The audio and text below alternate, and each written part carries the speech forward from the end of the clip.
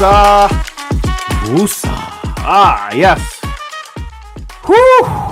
Sunday is behind us, ladies and gentlemen. It took me a while to recover after that loss against the Buccaneers. Now, I wasn't totally distraught by it, but boy, oh boy, Philadelphia Eagles Nation looked at that game, and we were like, what the hell are we watching? What the hell is going on in Philadelphia? And, you know, it's frustrating to watch this team play because you see the talent on the offensive side of the ball. Now, albeit we didn't have all of the talent against the Buccaneers, but you see the players and the money we invested in on the offensive side of the ball. You brought in a new coordinator with Kellen Moore. You got your quarterback, right? Like the guy that everyone, at least at the time of the signing, trusted. And just the resources put onto that side of the ball, you would think we'd have a better output. And then on the defensive side of the ball, while we hate the scheme and we hate a lot of the way it plays, we've seen the potential of this defense. We saw it against the Saints. When they're ready to play and they come out guns blazing, this could be a really, really good unit, okay? Because they were dominant against the Saints, who at the time was the hottest team in football, okay? So, I mean, you held that offense to 12 points, right? I don't think Derek Carr and the Saints have scored, less than 24 points on the year, right? So at least they scored 24 points per game. We held them to 12. So we know the potential's there. The talent in terms of, like Jalen Carter and Quinyon Mitchell are there, right? There's talent here. And yet we constantly see this inconsistent play, not only on the defensive side of the ball, but on the offensive side of the ball. And that's kind of what this episode is going to be about. It's going to be a lot of analysis in terms of, comparing what happened with Carson Wentz and the organization in years past versus what's happening with Jalen Hurts now, and how we can maybe avoid a repetition of what happened with Carson Wentz, because I'm tired of seeing a team like Philadelphia, who has all the talent in the world, constantly underperform. Now, there's many reasons for that, and we'll get to that in just a moment. But I'm tired of watching this team come out and look lethargic every single goddamn Sunday. Every week we see this team come out and put on a pathetic performance. And it takes so long for them to get into a game where at that point they're already out of it. So then it comes to question. Then you start asking yourself, is this even a good team? At least that's the question I keep asking myself. Is this a good football team? And the talent says yes, right? All the moves, all the investment says yes, it is. All the expectations that fans and outside of the organization and even the organization themselves say yes, it is. And yet consistently we are putting out a product that is consistent with those who are a bad football team and a bad organization. And hopefully we come to the conclusion that it's just a really bad stretch and that we can get this fixed. But we're going to kind of get to all of that in just a moment. But before we get into all of that, I have to introduce the show. This is the Riding the Bench Eagles podcast. I am your host, Asif Badi. And like you, I'm an Eagles fan who wants to hoist the Lombardi Trophy as an organization, as a fan base. I want us to win a Super Bowl. And the way we can do that is just by finding solutions to problems that exist in Philadelphia. And we root for this team and we want success for this team. However, the product is not there right now. So I have a podcast that talks about ways we can maybe get better, things that we can do to maybe, just maybe, steer us in the right direction. And I want to open up this discussion to all the Eagle fans out there. Put your comments in the comment section below and let me know your thoughts, because that's what I want this all to be about. This should be an open area for fans, okay? And if you believe in that message, if you believe that fans should have a say in what goes on with their team, shoot this video a thumbs up and subscribe to the channel, because that's what my goal is for the Philadelphia Eagles and the Riding the Bench Eagles podcast, okay? So with that, let's just talk about what's happened with this team thus far, okay? This may be a longer-winded episode, and I apologize for that, but I think it's good exercise considering it's the bye week, and there's a lot of similarities with what's happening with Jalen Hurts and what happened with Carson Wentz back when he had Doug Peterson as head coach, okay? So let's talk about this team. This offense, this football team has just been really, really underwhelming. Like incredibly underwhelming in its play. Now, listen, when you had your full offense, we had that full offense in Brazil. And considering how badly Jalen Hurts played in that game, we dropped 34 points. Now, albeit week 1 against what was a new Packers defense. And listen, since then, the Packers look pretty good considering, Jordan Love went down and they won like 2 of their next 3 games or something like that, right? It's a good football team in Green Bay. So putting 34 on them means something, okay? And then we look at Atlanta. We lost on Monday night in a colossal fashion where, Kirk Cousins just went through us like butter on the last drive. You had the Saquon Barkley drop on the offensive end of things, going for field goals when you maybe should have ran the ball and doing all these sorts of things. And then you look at the Saints game when the defense came out and played absolutely dominant and the offense looked like dog shit. Going for fourth down when at that time you probably could have just settled for field goals and been fine. So there's just a consistent level of inconsistency with this team. And the reason could be a lot of people point to the head coach, Nick Sirianni, and a lot of people point to the quarterback and the play of the quarterback saying you're turning the ball over too much. I think this year he's got 7 turnovers on the year, right? He has got 3 fumbles, I believe, and then he has 4 picks on the year. So he's got 7 turnovers since the start of this year. And he's only had 4 passing touchdowns, and I'm sure he's had a few rushing touchdowns, 2 or 3 off the top of my head. But again, not great play from the $50 million man that we have here, who's supposed to be the guy that steadies the ship and keeps this team on schedule and keeps this team viable. And say what you want about Nick Sirianni. Right now, Jalen Hurts and his play, it's not good. Okay? He's a turnover machine in the last 22 games. That's since the Super Bowl against the Chiefs. Okay? 22 games since that day where he had 300 yards, like 5 touchdowns in that game. The guy was sensational. Since then, he's had a 13-9 record. I think he's had 27 passing touchdowns. He's had 27 turnovers. And, he's just been mediocre. And that mediocre play is not what Philadelphia signed up for, especially with the expectations that we have here. Okay. Now, right now we are in a very delicate time with Jalen Hurts because he's learning a new offense. He's learning protections. He's learning how to read a defense. So we have to have some sort of patience with the man.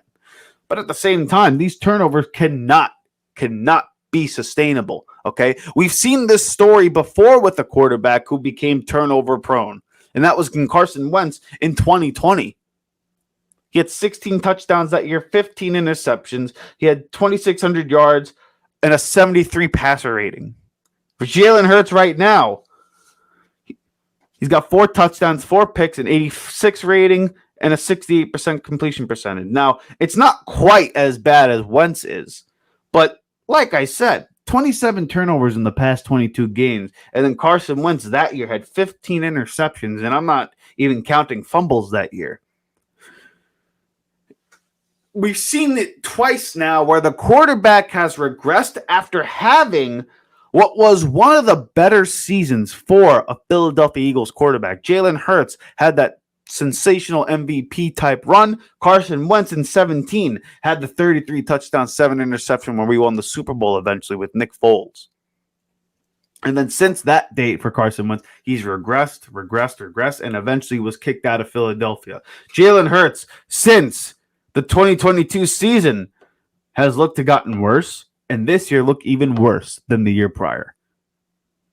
Now, people want to look at Nick Sirianni and blame him. I'll tell you what. I'm not a fan of Nick Sirianni at this point. I genuinely believe, though, he's not a bad coach. Just like Doug Peterson was not a bad coach. Everybody loves Doug Peterson in Philadelphia, as you should. Okay, and I respect and love Doug Peterson because he got us a Super Bowl title, our only Super Bowl title. All right. And then people want to tell me that this would not have happened to Jalen Hurts if you kept Doug Peterson on the roster. And to that, I say pump the brakes, because I've seen Doug Peterson work with Carson Wentz, and he's regressed. And now I'm seeing what's happening to Trevor Lawrence, and he's regressing. Hasn't won a game in the past 9 starts with him and Doug Peterson at the helm. Nick Sirianni, the Buccaneers game in the playoffs, he's lost. I mean, look, let's even go back. The first Giants game he won, lost to the Cardinals, lost to the Giants, okay? He lost to the Bucs. Yes, he's beaten the Packers and he's beaten the Saints, but he's lost to the Falcons and he's lost to the Bucs once again in very, very bad fashion. So in his last 8 games, he's 3-5. That's not good football. That's not winning football. And Jalen Hurts has not been playing good ball either. So you can't tell me that, just because Doug Peterson's here, if Doug Peterson were here, Jalen Hurts would have been better. I don't know that answer. Because right now, Doug Peterson's 0-9 with Trevor Lawrence, and he was regressing with Carson Wentz beforehand. So you tell me how that maths. I don't know. However, like I said, we've seen both quarterbacks regress with this organization, going from their epic highs to all of a sudden getting worse and worse and worse as their careers went on here. And to me, as much as you want to blame Nick Sirianni for Jalen Hurts' struggles, there's only one common denominator between both stories here. And it's Howie. Howie in this organization is the one common denominator from the Carson Wentz era and now the Jalen Hurts era. Now, I am not saying that Howie Roseman needs to be, ousted as GM of this football team. That's not what I'm saying. In those 2 eras, you've had 2 Super Bowl appearances. Taking a team that was rebuilding at the time with Carson Wentz and building it into what was eventually a Super Bowl champion, tearing that down, and then building another contender at the time with Jalen Hurts in the 22 season and getting to a Super Bowl and basically being a fumble away or a pass interference call away from winning the championship. Okay? So in that sense, I don't think any other GM can do what Howie has done in that time frame. What was it, 5 years? He's built 2 Super Bowl teams, essentially, or teams that have gotten to a Super Bowl. That's impressive. However, there's a lot of things that Howie Roseman has done in both eras that have constituted just head-scratching and just like, what the hell are you doing type reaction. You look at what happened with Carson Wentz, Doug Peterson was really trying to institute some sort of, culture for Carson Wentz, and he wanted to, make sure that his guys were coaching Carson Wentz the right way. And, Howie Roseman kept coming in and meddling with the operations. And they ended up going to Doug Peterson at the end of that year and asking him, like, hey, we want you to bring on a different coaching staff here because clearly what you're doing with Wentz isn't working. And now Doug Peterson's point was, hey, if you're gonna get rid of my guys, I'm not bringing anybody else in unless I hire them. Like, I don't want you guys to hire my coaching staff. So if they go, you got to kick me out too. And at that point in 2020, that's what ended up happening. They kicked him out. Doug Peterson was like, okay, you're not going to bring my guys in? I'm going to ride or die with my guys. So they're like, okay, fine. We're going to be better off without you. So they say. They hire Nick Sirianni. He brings in the coaching staff. And then the history from there. Shane Steichen, all that stuff. And now, all of a sudden, we're in a dynamic now that Shane Steichen's out of the room, you got Kellen Moore in here, Vic Fangio, Nick Sirianni, and it's a whole slew of coaching staff that Nick Sirianni himself is not particularly in charge of the hires here. Howie Roseman in this organization, once again, has come down due to inconsistent play from what was the end of last season and said, hey, your coaching staff, you got to get rid of some of these guys. We need better coaches here. And here are the guys. Here's a list of people that we think could fit the job. Now, Nick Sirianni, everyone wants to say he's an idiot. The man is not an idiot, okay? He understands that if I don't do what these guys say right now, they're just going to fire me in this moment. Now, you could say it's a piece of shit move to do, but he's like, I got to look out for my job. I got to look out for my own skin here. And he got rid of Brian Johnson, got rid of Sean Desai, got rid of Matt Patricia, got rid of all these guys, and acquiesced to the demands of Jeffrey Lurie and Howie Roseman and the organization by bringing in Kellen Moore, Vic Fangio, and all the other coaching staffs that they are going to bring with them. Again, Nick Sirianni is in a coaching room right now that's not with his guys, okay? It's not his guys. And the organization literally asked him in the beginning of the offseason to stay away from this team, essentially. Be the CEO coach, be the guy that oversees everything, but don't be involved in game playing. Don't be involved in what goes on the offensive side. Don't be involved in play calling. Don't be involved in etc. Now, to me, that is a recipe for disaster, and I made an episode about that some time ago, how this Sirianni-Hurts relationship is not going to work, and the dynamic that the Philadelphia Eagles organization has made will not work, which is why I place a lot of blame on Howie Roseman for what's happening this season thus far. Yes, we're a 500 team, and it's still very early, and maybe, just maybe, we right the ship. But right now, we look like dog shit, and it's because this football team does not know who to listen to. You got three coaches on the coaching staff here, and Fangio, Kellen Moore, and Sirianni, who I am convinced, and I'm sure there were reports about it before, I am convinced that none of these three dudes talk to each other. I'm convinced of it. And if they do, it's only on game day. Because it looks like three separate units. It looks like the special teams unit's doing their own thing. You got the defense doing their own thing. And then the offense is doing its own thing. And none of it is complementary to one another. It's just not. And then when you see bad play calling, people blame Sirianni. And then when you see a great call, it's Kellen Moore's, praise. You can't have your cake and eat it too here, guys. Listen, I'm all in favor of saying, hey, we don't think Nick Sirianni is the guy for the job. And I get that. And I think it's valid to have that opinion. But what I'm not going to do is blame Nick Sirianni for every little thing that's going on in Philadelphia. Because, like I said, we've seen this song and dance before, and the one common denominator in both of these stories is Howie Roseman and this organization meddling in with the game plan of the offensive side of the ball and what's going on with personnel. The defense stinks, not only because of the scheme, but even then, not because of the scheme, it's because the players stink. You can't name me a great player on this defense. Yes, Quinyon Mitchell is a really damn good football player. I believe in his ability. And Jalen Carter at times can be great. But outside of those two guys, and Reed Blankenship, don't forget him because he's underrated now.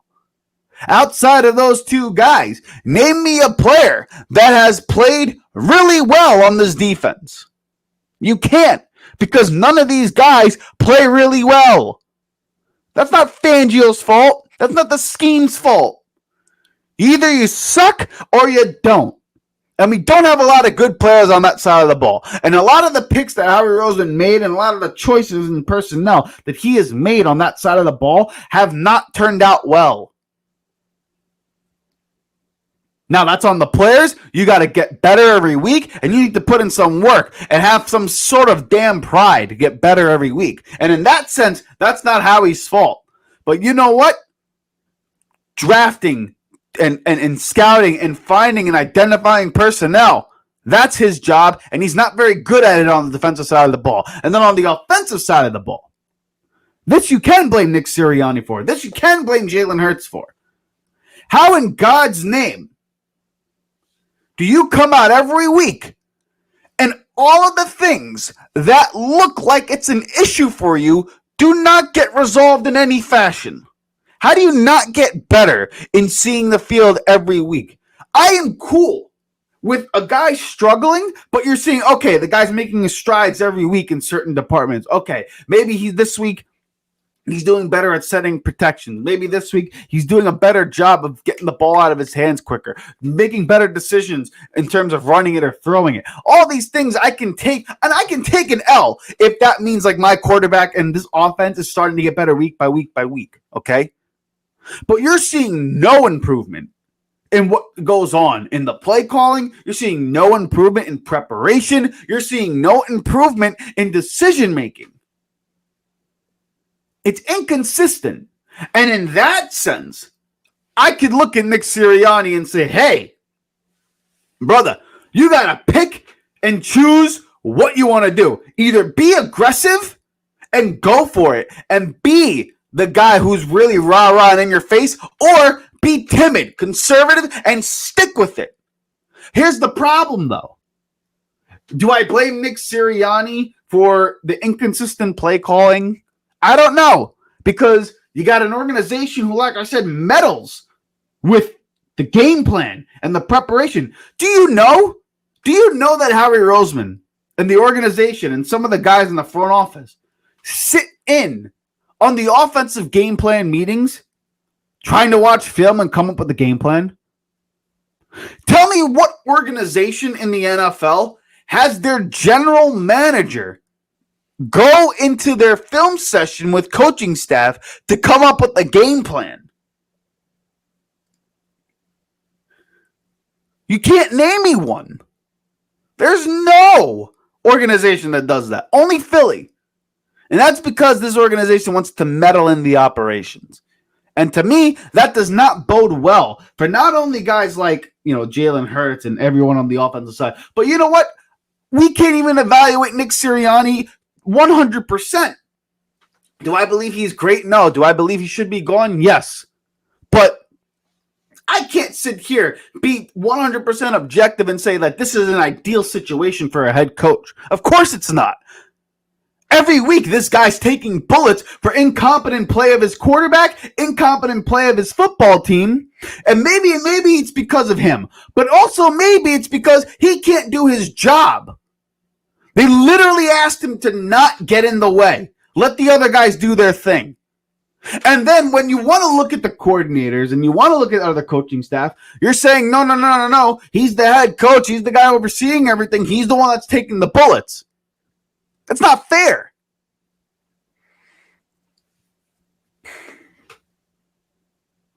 So what the hell is the answer? How do you fix this? You can do one of two things. Fire Nick Sirianni now, rip the Band-Aid off, start anew and let Kellen Moore finish the job here, because you can clearly see this guy's trying to get a head coaching job. And it's clear by his press conferences, the way he answers questions, that he's trying to look composed and a guy that just seems like he's in control of what's going on with the operations there. That's what he's trying to pose himself as. So if that's the case, and you see your quarterback in Jalen Hurts, who clearly hates Nick Sirianni, like he does not want to do anything with him, rip the Band-Aid off now. Admit the mistake you made, because that's another thing this organization doesn't want to do. Doesn't want to admit when they fuck up.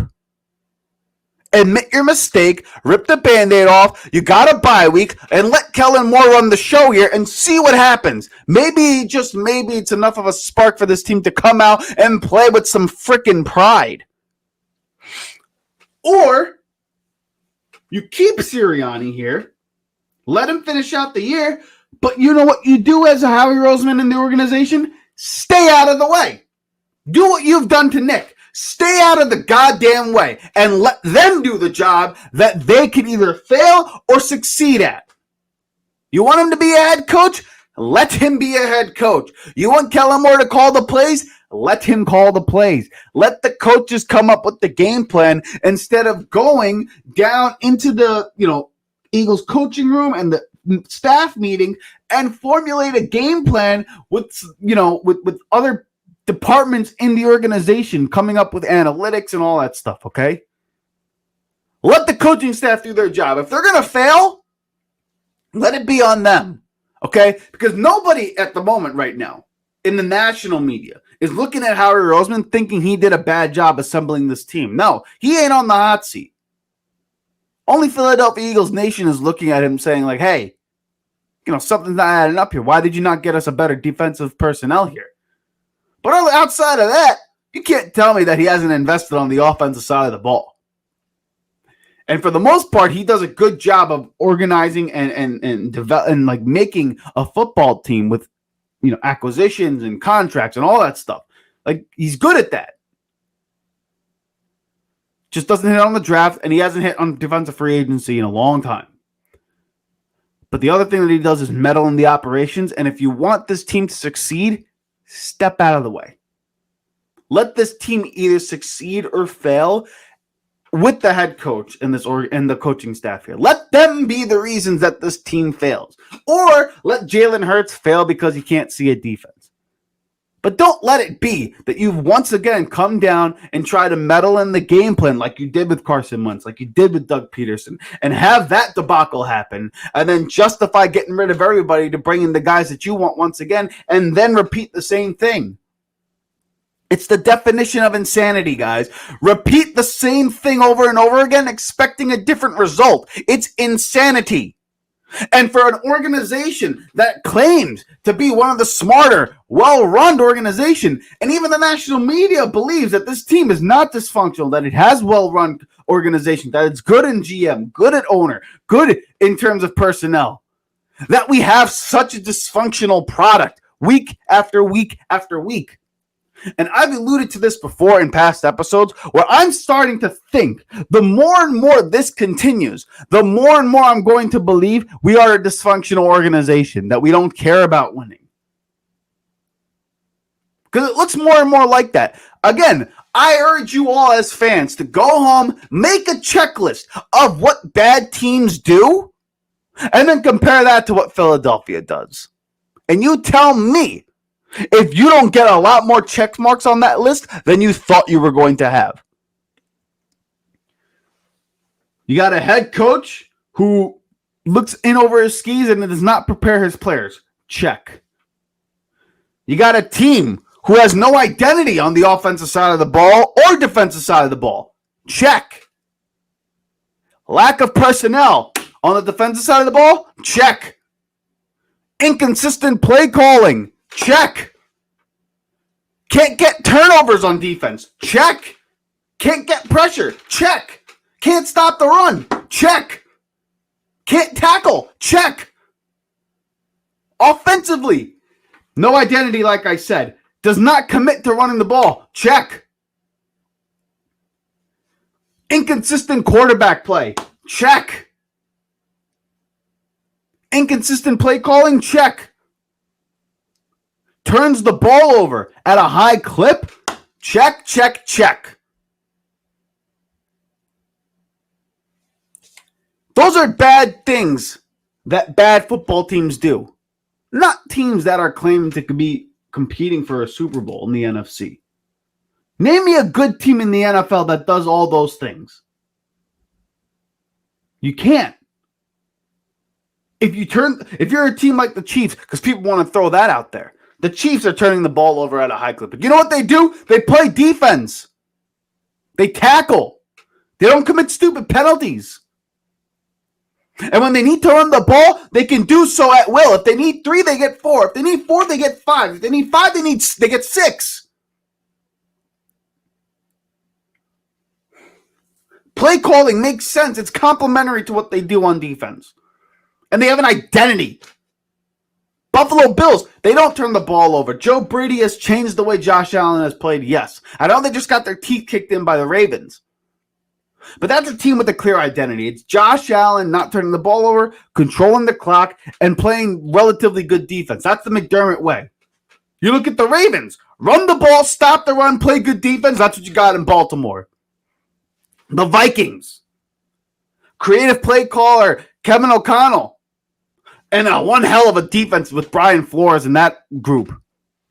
They're getting Sam Darnold to play MVP type ball. Stroud and the Houston Texans. Clever offensive play calling, but you know what their head coach is?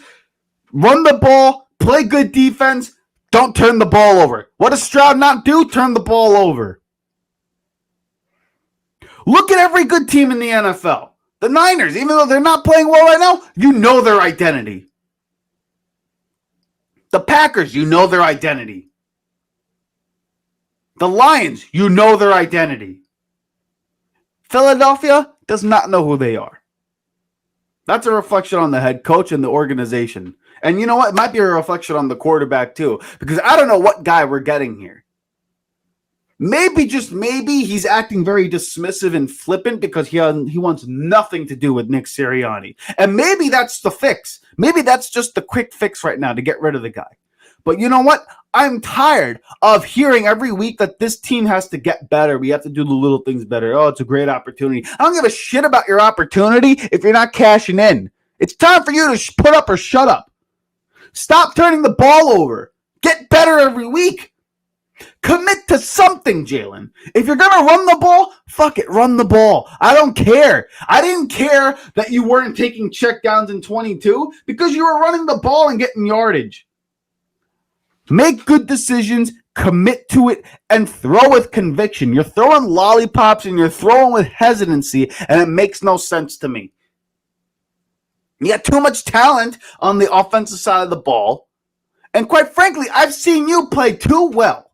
I've seen Jalen Hurts play too good of football for him to resort and for him to regress to the level that he has. He looks incompetent, at least right now. And that's a damn problem. Could it get better as the year goes on? I hope so. I have faith in his ability, and I have faith in the work ethic that he puts in. But this dynamic with Sirianni, him, and the organization is so off. It's going to lead to bad outcomes. Maybe you win 10 games, maybe you get a playoff win, and that would be a highly successful year. But I'd be shocked if this team wins 10 games and wins a playoff game. Shocked.